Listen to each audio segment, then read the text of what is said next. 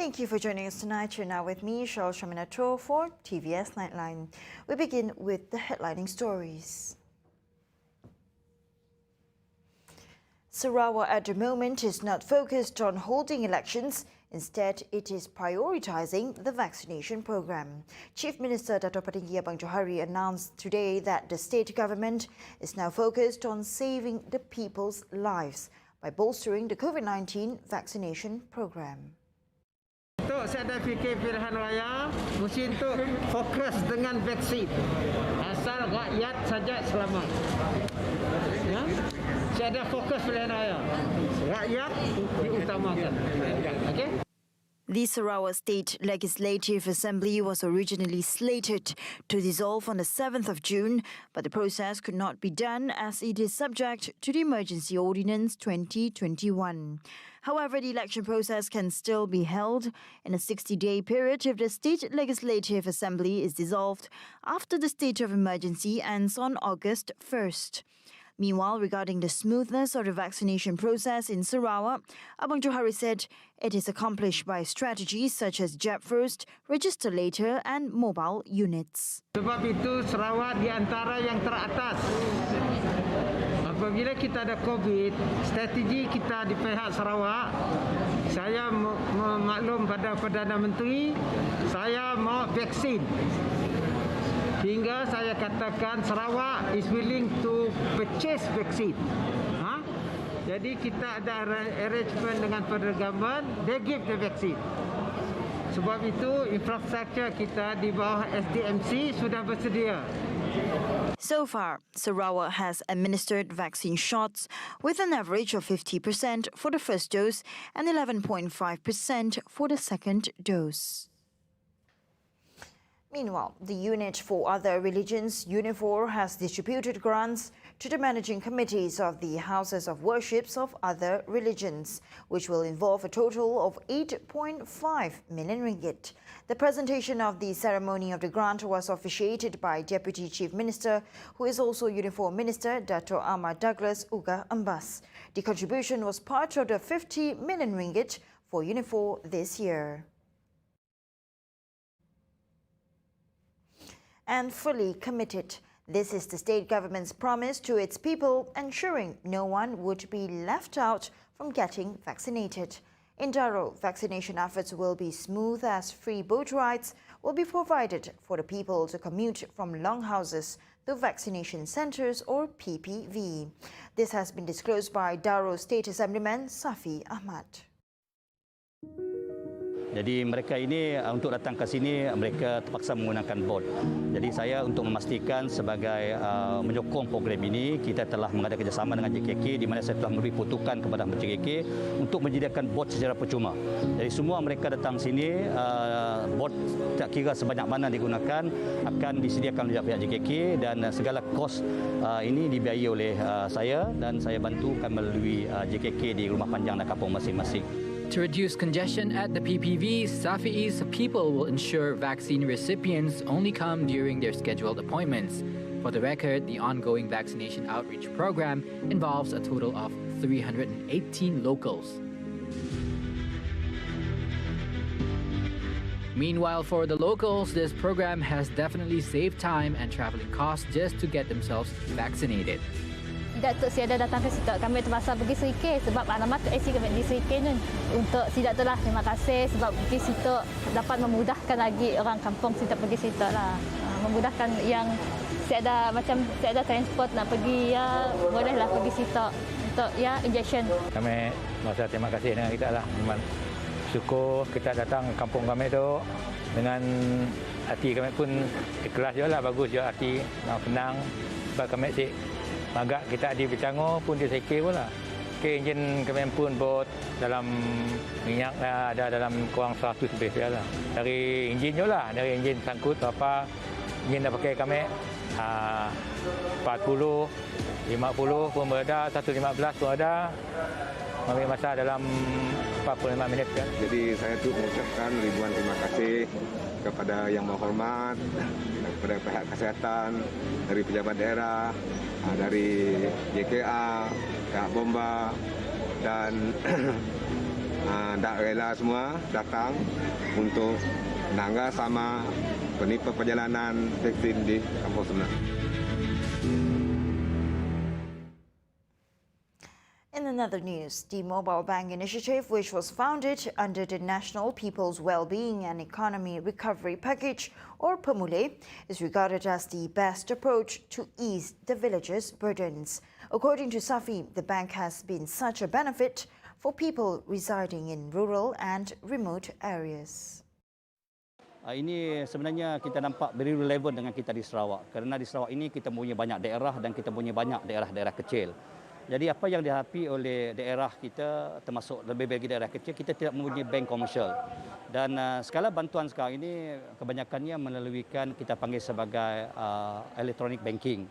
Jadi ini kita dapati kesyukuran kepada masyarakat kita luar bandar kerana sebahagian mereka paksa berbelanja lebih dan juga mereka terpaksa dari segi keselamatannya ada sebagainya kena melalui sungai, ada juga melalui jalan balak semata-mata untuk pergi ke bandar untuk berurusan dengan bank. When the Prime Minister announced PEMULE, it has given a lot of people a sense of relief, as many have spent a large amount of their money to pay for transportation purposes. Safi added the current Movement Control Order, MCO, negatively impacted the movement of people residing in both rural and remote areas. Dan sebab itu juga dalam keadaan kita pandemik ini, itu pendekatan yang terbaik kerana kita mengurangkan pergerakan. Kadang-kadang mereka ini terpaksa turun ke bandar semata-mata untuk berurusan dengan bank dan lebih-lebih lagi mengambil pemberian ataupun sumbangan daripada kerajaan. Jadi mereka terpaksa beratur panjang dan sukar bagi kita untuk mengelak, untuk kita nak melaksanakan SOP yang ditetapkan. Jadi dalam keadaan ini And the deaf people in Sarawak are also not left behind when it comes to getting priority vaccination, as tomorrow a vaccination program specially for the deaf community in Kuching City will be held at UTC Sarawak. The program will be only for our deaf community in Sarawak, age 18 and above. And the initiative is to ensure that our deaf community will not left out for the vaccination, right? And our welfare committee, well-being, women, family, and childhood development minister, Datuk Sri Fatimah Abdul, will attend the walkabout for the program tomorrow. And in Sarawak itself, we have about 330 to 500 deaf members. However, I do believe that there are more deaf members which is not in the list. And as for now, we are expecting our deaf members in Kuching Zone to come for their vaccination program. Scheduled 2nd of July, which is tomorrow, and 5th of July, Monday, from 9 a.m. to 1 p.m. at UTC Sarawak. And I encourage those who have deaf family members or friends who yet to get vaccine, get them to join this program. According to Deaf Liaison Officer Mitchell Jores, the vaccination program for the deaf will also be expanded to other areas of Sarawak, such as in Cebu. We have our sign language interpreters around to help during this program, and at the same time, they will help out to ensure that the deaf community does not get left behind in Malaysia's fight against the pandemic, as many deaf individuals face communication challenges when visiting local healthcare facilities, right? So these sign language interpreters will be the bridge and the voice of our deaf community by signing to them the information and knowledge about the vaccination and immunization program. And hereby I would like to express my sincere appreciation, gratitude and thanks to Dr. Azizah Azhar, Ketua Pengarah Cawangan Pembangunan Kesihatan Keluarga JKN Sarawak, and to Dr. Muhammad Zalani bin Abdul Rahman, in charge doctor and their teams for their cooperation and to make this program a success. Hopefully.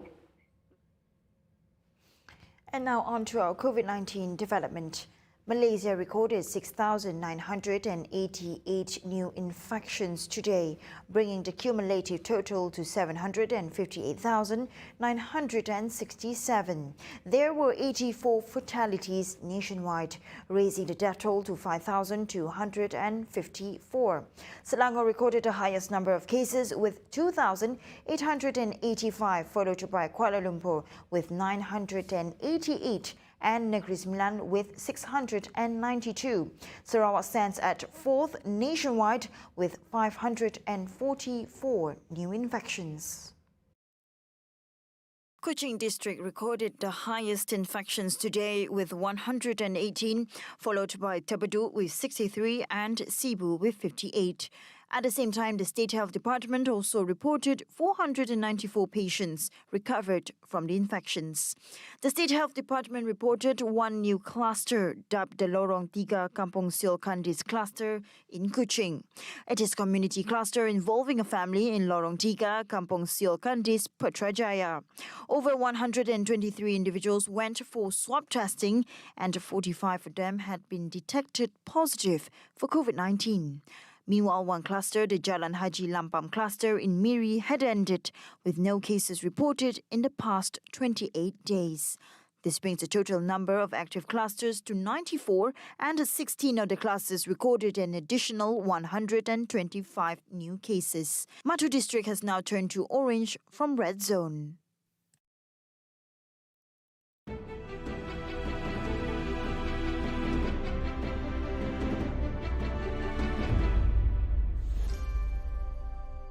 Legenda pejuang seni muzik Sarawak. Di manakah mereka?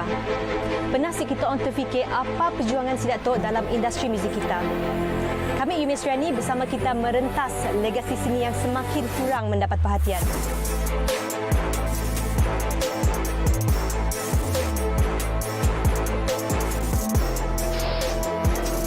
Karya muzik anak Sarawak terus kekal menjadi legasi seni.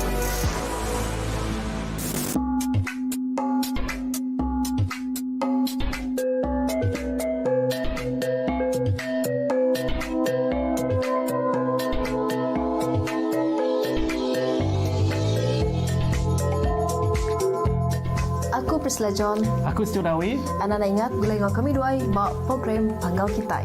Nintiang hari Minggu pukul 3 lemai bak TVS Channel 122 Esro ngau My Preview. Beranau Seraya berperindak.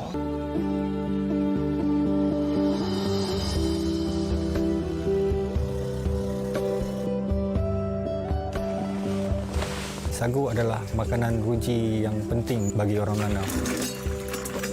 Sagu ni adalah bahan ekspor utama pada kurun ke-18 sehingga ke kurun ke-19.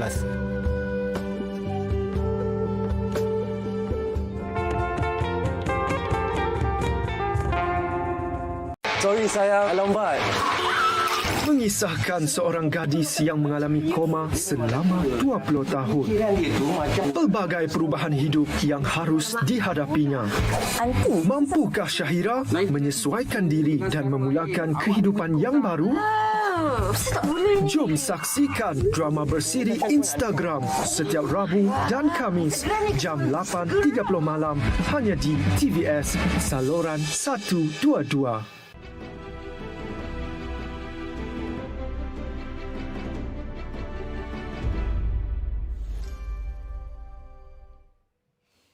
Welcome back to the Nightline. Now on to the next update.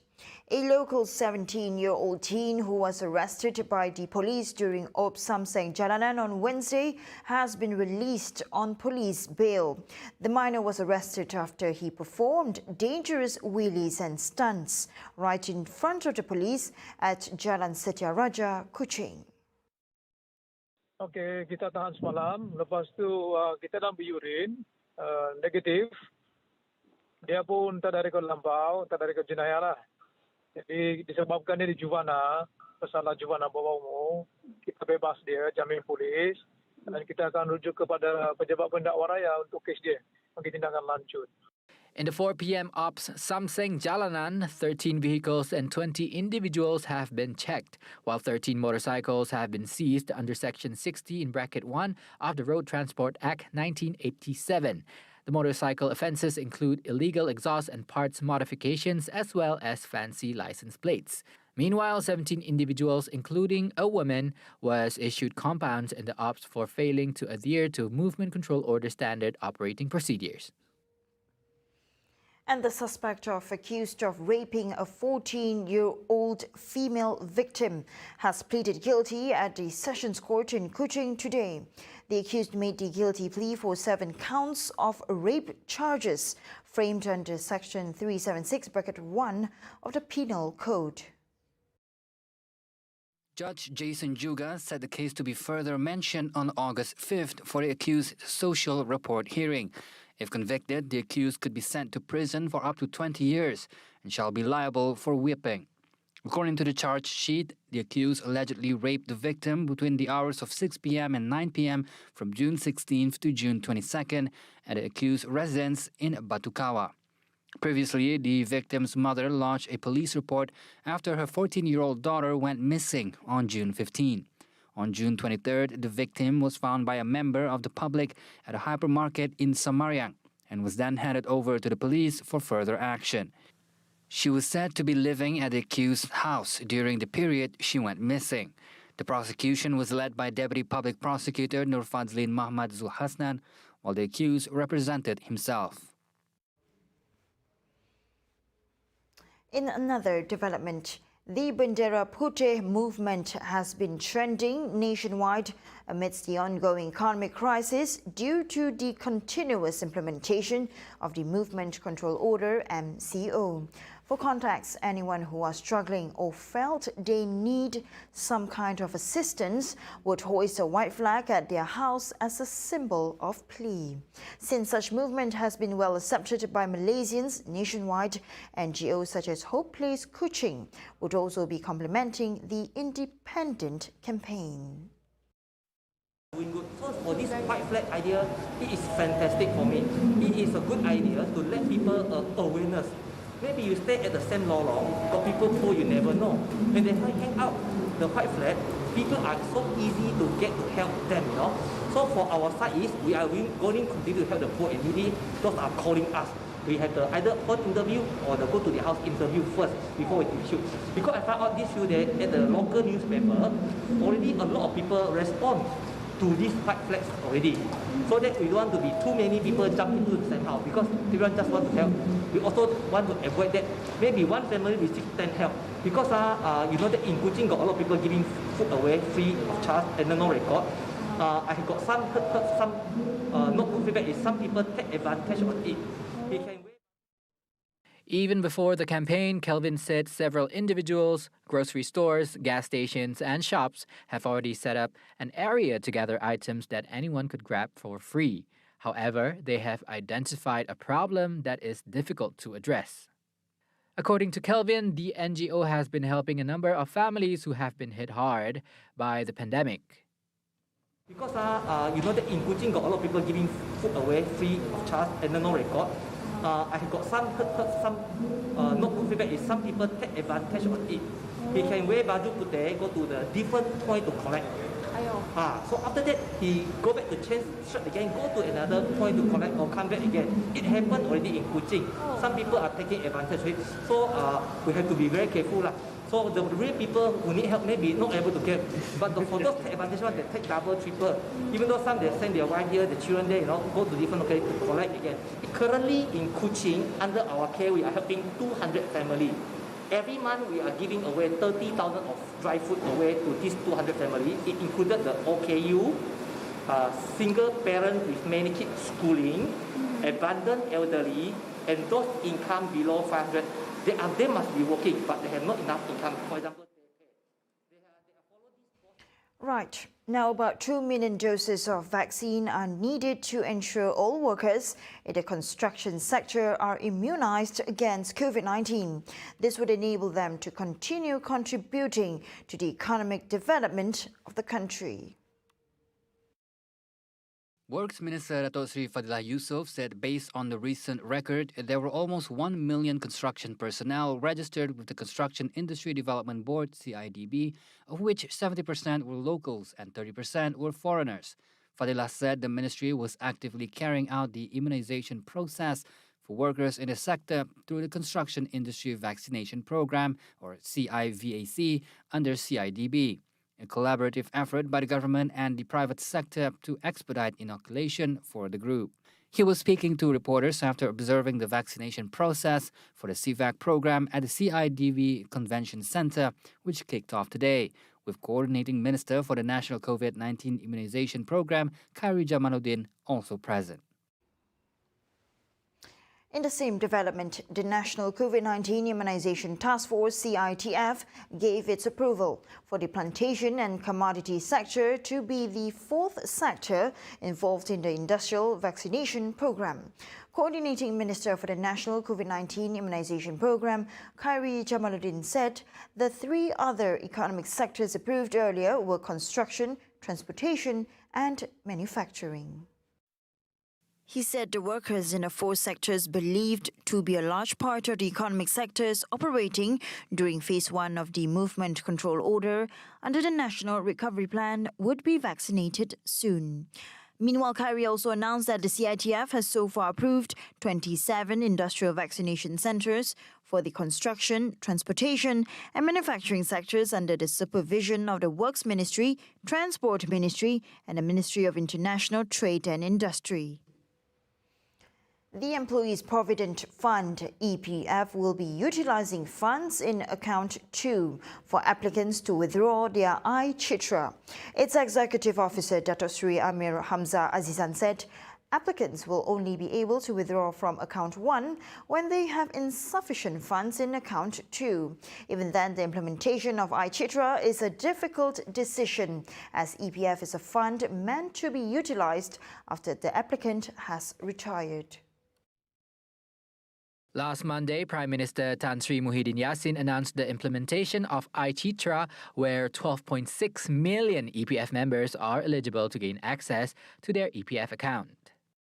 iCitra is also part of the National People's Wellbeing and Economic Recovery Package (PAMULE), which is expected to channel a total of 30 billion ringgit to provide the people with daily essentials. Following the next news, giving food aid baskets worth 300,000 ringgit directly to the members of parliament could expedite delivery to the needy recipients. This was said by Santrubong MP Dato' Sri Dr. Wan Junaidi Tuanku Jafar. He said each parliamentary constituency had its own service centre with data on the number of poor families, besides understanding the needs of the residents there. Through the National People's Wellbeing and Economic Recovery Package, PAMULE, announced by the government on June 28th, 300,000 ringgit has been allocated to each member of parliament, including from the opposition, for food baskets to be given to the affected groups in their respective areas. The measure was taken as the government realized the importance of basic essentials for the people and had thus set aside political differences in delivering aid.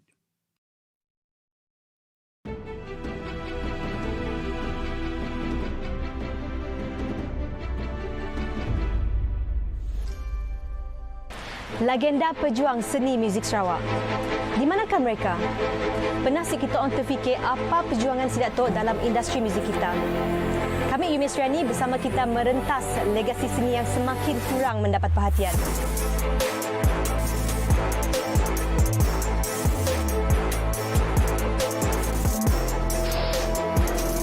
Karya muzik anak Sarawak terus kekal menjadi legasi seni.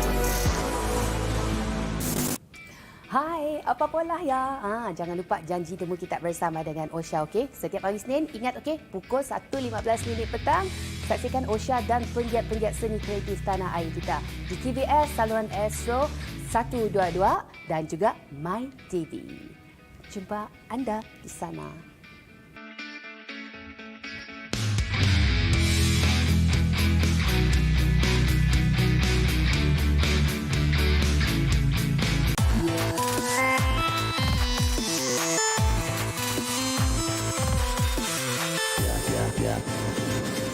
Hello everyone, I'm Iki. Guess what? Rhythm of Borneo will be back for its brand new season.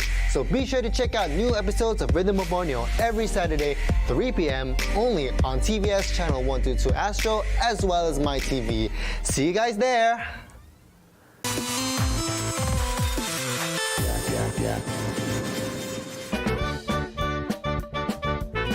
Mulai dengan Nasyarudin!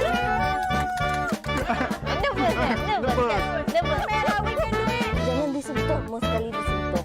Di episod ke-6 rancangan Shirley vs. Nomi bersama influencer terkenal di Sarawak, Nasiruddin dan Julai Billy pada Selasa ini di TVS saluran 122 Astro dan My TV. Okay. Aduh.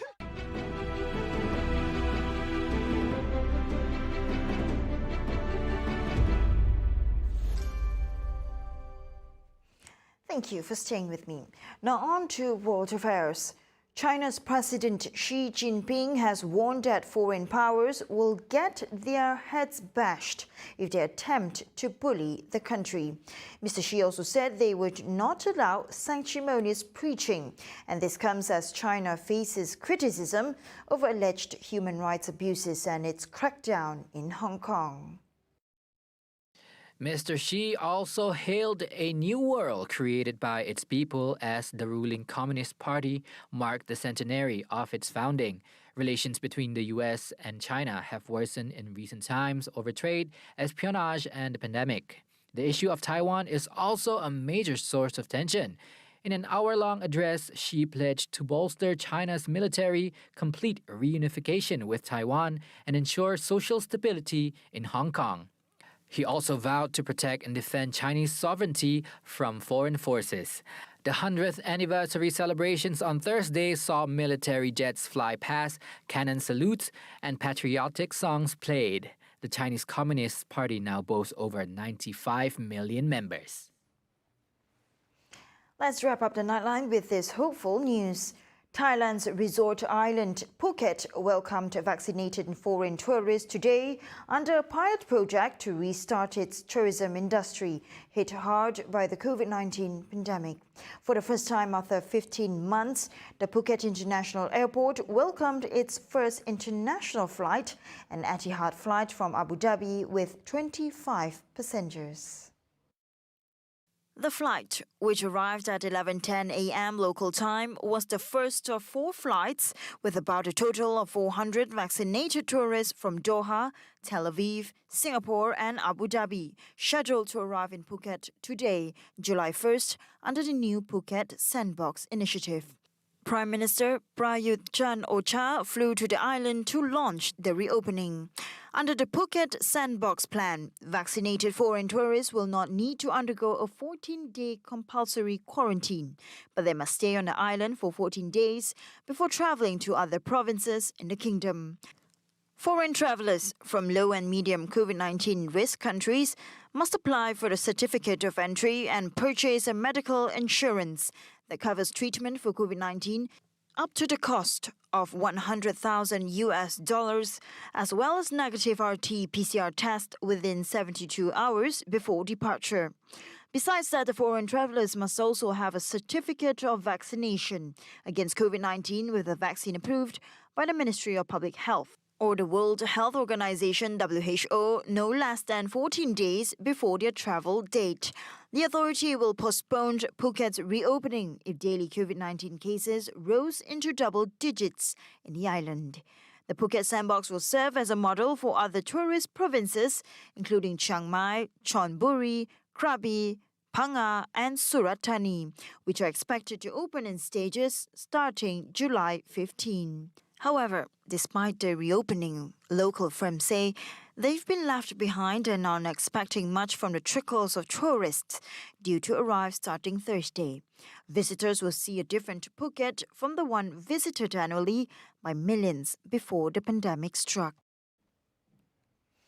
And that concludes Tvs Nightline for tonight. And as always, thank you for tuning in to your local news tonight. Here with me, Shoshameto, and I'll see you next time. Have a good morning.